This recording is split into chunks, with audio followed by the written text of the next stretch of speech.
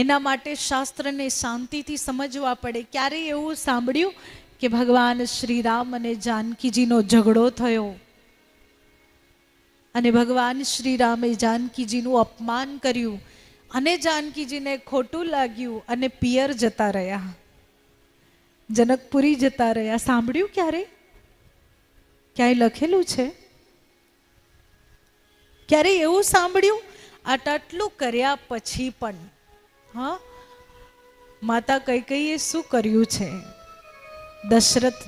દશરથ રાજાના હૃદયના ટુકડાને, આંખોના તારાને કૈકેયીજીએ વનવાસ આપ્યો છે.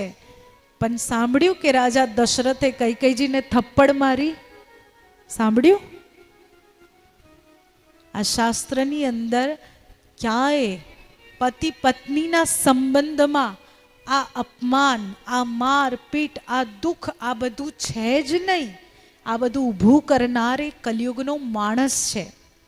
એટલે જ જો આ શાસ્ત્રને આ મનુષ્ય સમજે અને એને વ્યવહારમાં ઉતારવાનો પ્રયત્ન કરે તો ઘણા બધા ખોટા કાર્ય અને ખોટી માનસિકતા જે બંધાઈ ગઈ છે, જે ગ્રંથિ બંધાઈ ગઈ છે, એ ગ્રંથિ તૂટી જાય.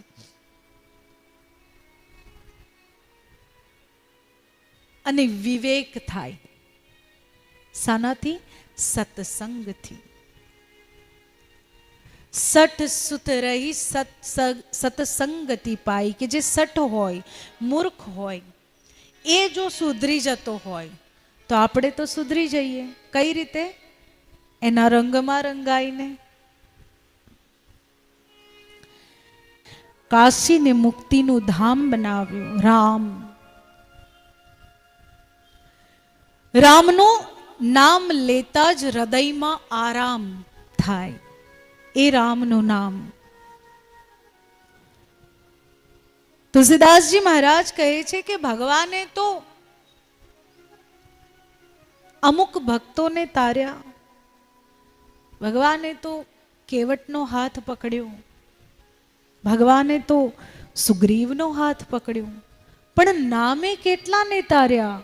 તો કહે નામે શબરીબાઈને જીવિત રાખ્યા અને નામના પ્રભાવે શબરીબાઈ તર્યા.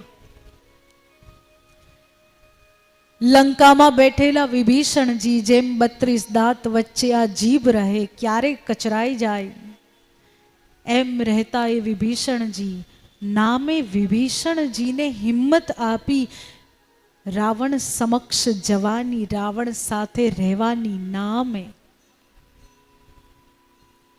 સેતુ બંધન થયું, પથ્થર તર્યા. આમાં બહુ મિસ્ટેક છે, આમાં બહુ ભૂલ છે આ સમજવાની અંદર શાસ્ત્રને. એટલે હું કહું છું ને કે શ્રવણ કરજો.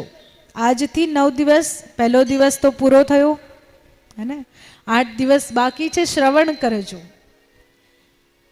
જે કોઈ પણ એવા તત્વો હતા, જે તત્વોને આ ભારતીય સંસ્કૃતિ જે કેવો છે, ભારત જહાં ડાલ ડાલ પર સોને કી ચિડિયા કરતી હૈ બસેરા, वो भारत देश है मेरा. એ ભારત દેશની સંસ્કૃતિ અને એની જે રિચનેસ હતી, એની જે સમૃદ્ધિ હતી, એ સમૃદ્ધિથી ઈર્ષા હતી. એણે આ સંસ્કૃતિને તોડી મરોડી નાખી. પ્રશ્ન ઊભો કરી દીધો કે રામ લખવાથી પથ્થર કઈ રીતે તરે, અને જો તરે તો એ પથ્થર નથી. ઘણા તો કહે એ તો પરવાળા નામના જીવો છે જે તરી રહ્યા છે. પણ જો ધ્યાનથી રામચરિતમાનસને સાંભળો કે રામાયણને સાંભળો તો જ્યારે સમુદ્ર ભગવાન શ્રી રામ પાસે આવે છે તો શું કહે છે કે તમારી ટોળીમાં નલ નીલ નામના 2 વાનર છે, જેને વરદાન છે કે એના હાથેથી સ્પર્શ થઈને જે કોઈ પણ પથ્થર પાણીમાં ફેંકવામાં આવે એ પથ્થર તરે. રામ નામ કેમ લખવામાં આવ્યું? પથ્થરને જોડવા માટે. આ રામની દિવ્યતા ક્યાં વપરાય છે? એક પથ્થર પર રા અને બીજા પર જ્યારે મ લખવામાં આવ્યું ત્યારે રામ નામના પ્રભાવથી એ પથ્થર જોડાયા. પથ્થર તરે તો ખરા, પણ પથ્થર એક લાઈનમાં કઈ રીતે રહે એ લાઈનમાં રાખવા માટે રામ નામ લખાયું છે.